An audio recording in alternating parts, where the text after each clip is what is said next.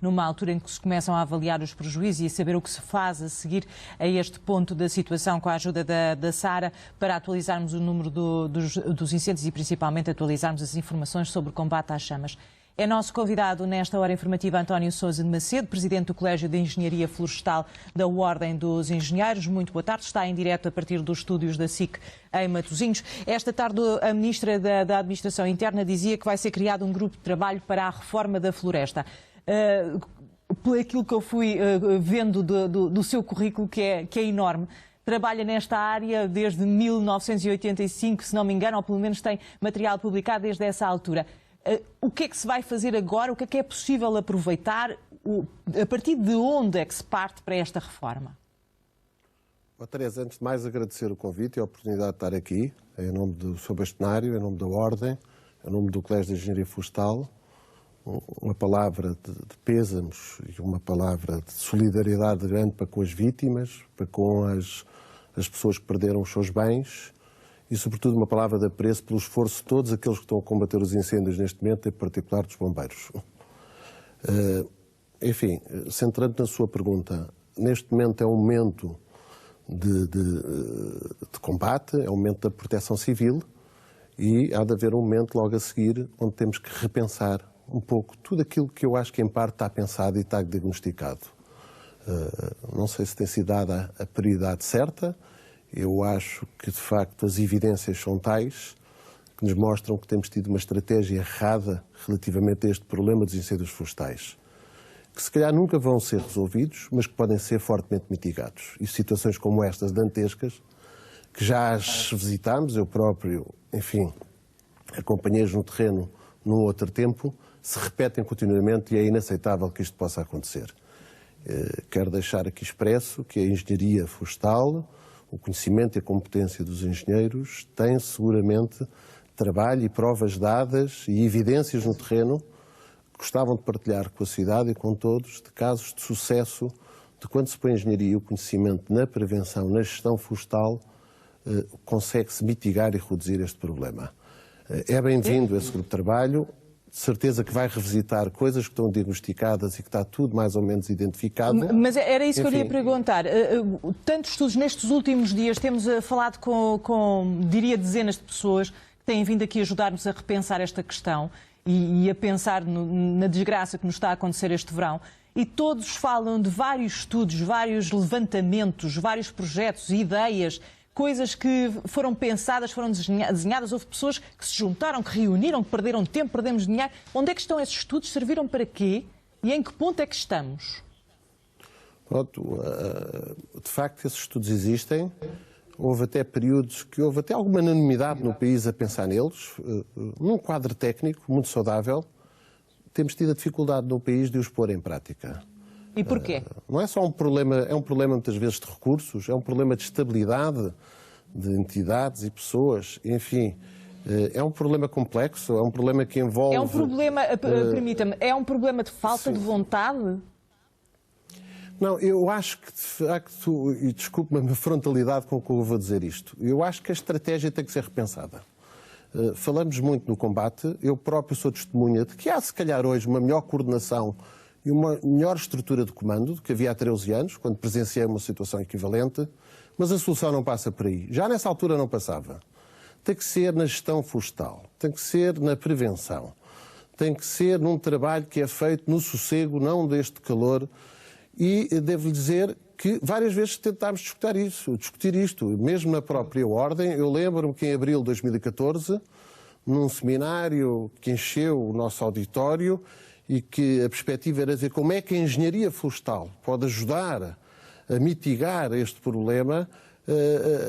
Enfim, se identificaram casos concretos no nosso país de sucesso de resolução ou de mitigação deste problema. De facto, e em que ponto, dê-me um exemplo prático, em que ponto é que se pode avaliar a aplicação da engenharia florestal como um sucesso? Onde é que está...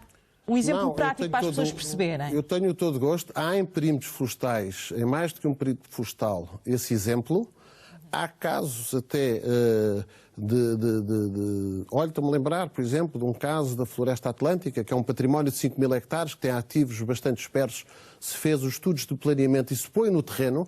Agora, temos uma dificuldade de passar do plano para a ação, está a ver? E esse é o desafio, enfim, porque é também o lado mais difícil. Onde é que está esse travão? É falta de dinheiro, falta de vontade, as coisas são esquecidas durante o inverno? É porquê? Eu acho que há problemas, às vezes, também de dotação financeira, mas não é isso só que eu quero dizer. Há problemas, se calhar, de alguma estabilidade nestes programas e nas entidades e nas pessoas que os põem no terreno. Há questões também estruturais que são difíceis de resolução e que já foram identificadas algumas nestes dias e que importa resolver, porque o país mudou muito. O contexto do país mudou muito, há zonas do país, e deixe-me dizer que também não é tudo igual, quer dizer, o problema da Madeira é diferente do problema do Minho e do centro do país e do sul, mas, enfim, eu acho que tem falta há uma desproporção grande do meio. A floresta é sempre muito apelativa, é sempre uma prioridade, mas depois quando se coloca no terreno, aquilo que é preciso fazer a ação concreta no terreno, há de facto uma dificuldade enorme que choca também, muitas vezes, com alguns problemas também estruturais, que não têm a ver com a dimensão da floresta.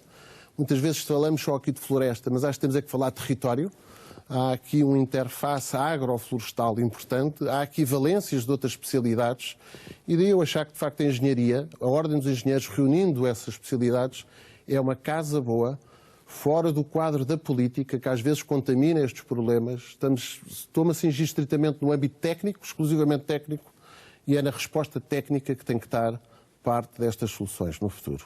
Pois era isso que eu queria deixar aqui a disponibilidade da Ordem dos Engenheiros para ajudar o Governo, o país, a pensar não só no meu Colégio de Engenharia Florestal, porque entendo que isto é de território que estamos a falar e que são outras valências, quer agronómicas, quer geográficas, quer ambientais, quer coincidência na vertente económica e turística, enfim.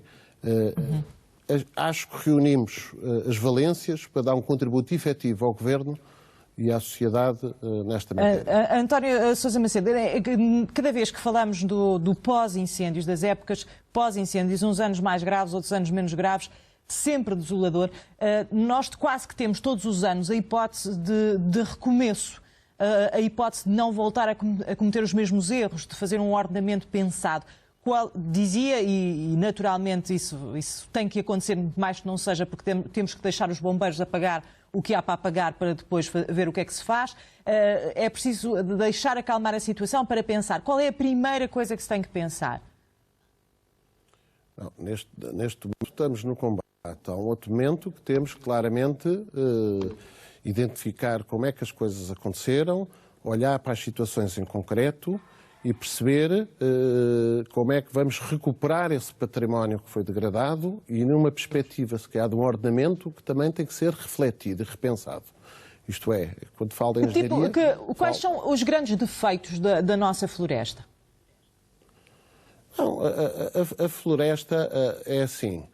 Eu acho que muitas vezes qualificamos a floresta muito pelo lado quantitativo, pelo número de hectares, e temos que olhar para o lado qualitativo da floresta, para o lado da qualidade da floresta. E a floresta aí tem vários problemas, desde problemas crónicos ligados à parte dos incêndios florestais e muitas vezes ligados a uma infraestruturação errada, também a comportamentos, enfim, a floresta é eminentemente privada neste país, mais de 95% da floresta é privada e, portanto, cabe a uma responsabilidade direta imputada a quem é dono desses espaços.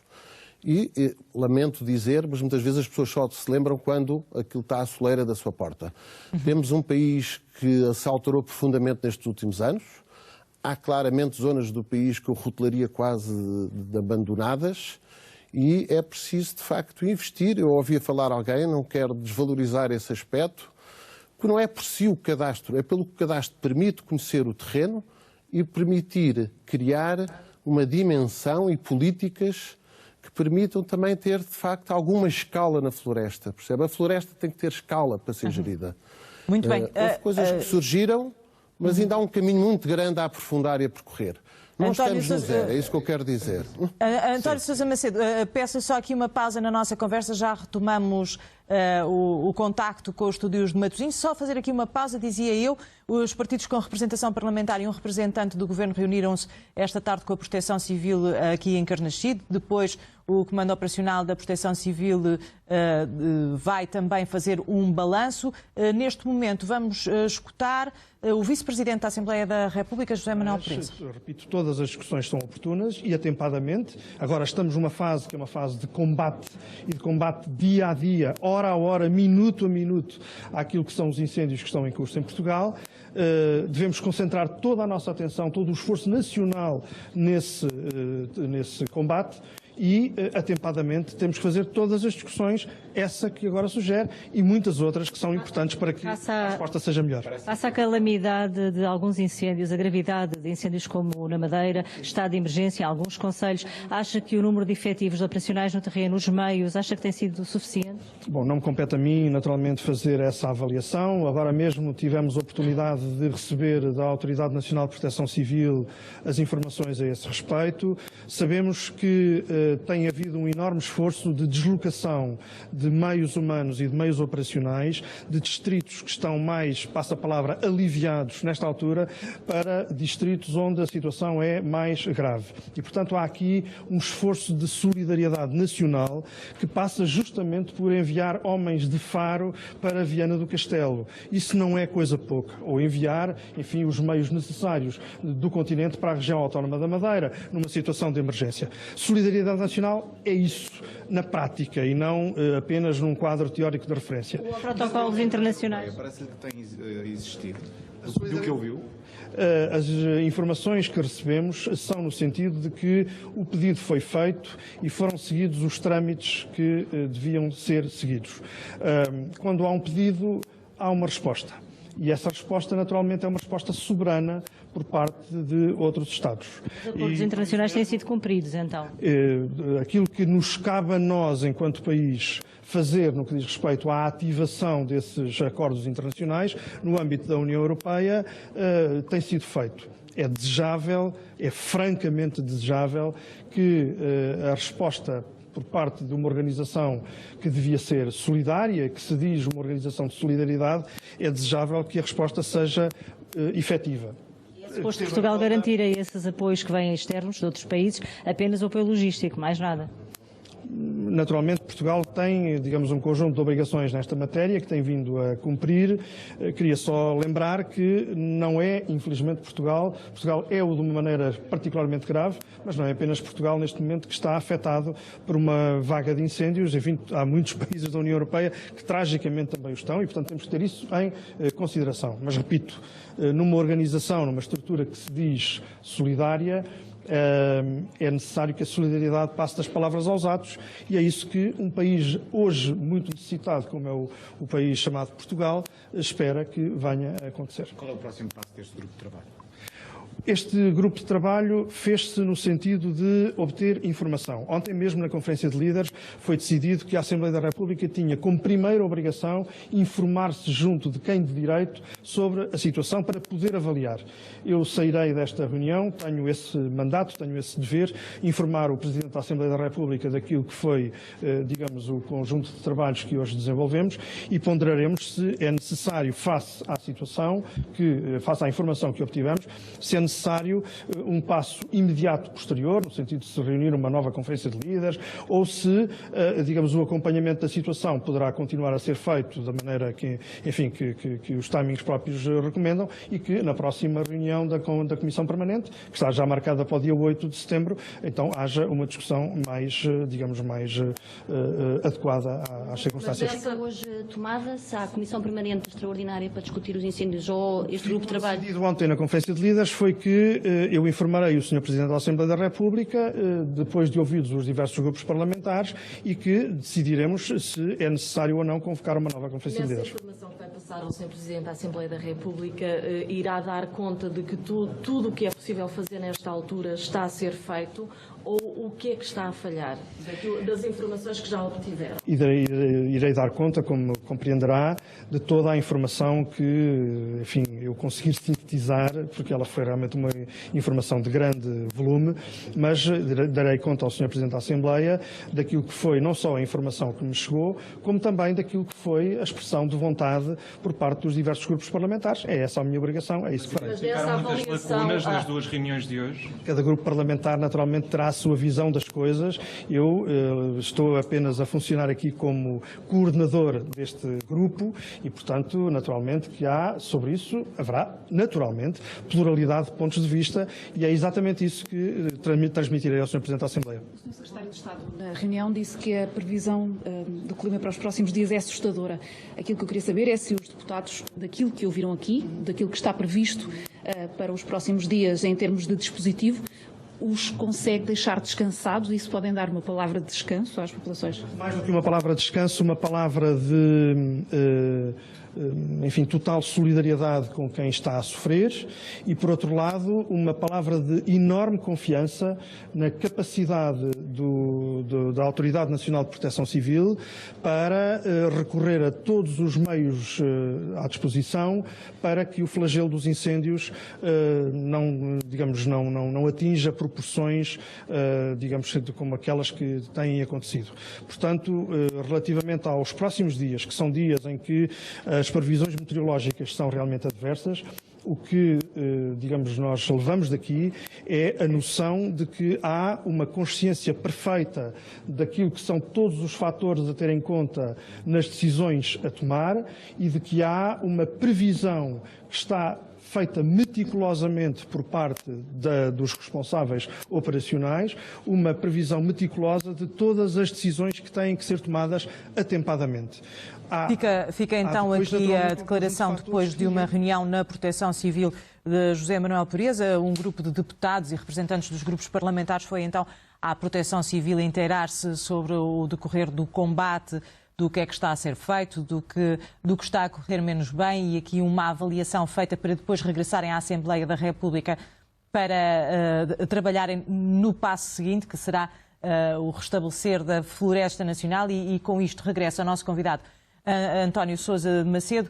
António, ouvíamos aqui falar comecei a nossa conversa por lhe dizer que vai ser criado este grupo para a reforma da floresta. Ouvimos aqui, em nome, José Manuel Pureza, em nome dos deputados e em nome da classe política também na Assembleia da República, a dizer que estão todos mobilizadíssimos para reunir e discutir o assunto. E mais uma vez regressa à questão que tenho lançado a todos os convidados esta semana. Em que momento é que isto se transforma numa causa nacional? Porque é que se reúne, toda a gente está solidária, toda a gente está consciente, o perigo é enorme, as imagens são terríveis, nós percebemos que o que aconteceu nos últimos dias é um desastre, no entanto, já houve desastres noutros anos. Exatamente. Custa quase acreditar, porque as coisas repetem-se. Eu acho que grande parte dos assuntos que estão identificados é um problema complexo, não é um problema fácil de resolver, mas é um problema prioritário para este país. Não é um problema só da agricultura, nem do Ministério da Administração Interna, nem tampouco da Defesa. De facto, estas questões da floresta, levadas a sério, são interministeriais.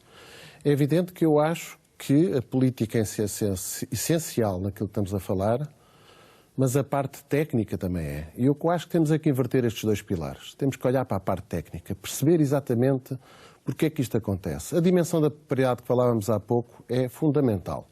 Não é possível. Deixe-me partilhar consigo que em 2003, em Vila do Rei, me cruzei com uma pessoa que me disse: sou engenheiro, tenho 100 hectares de floresta. Eu disse: mas você tem aqui uma dimensão enorme. E ele tinha 250 parcelas em spot que totalizavam os 100 hectares.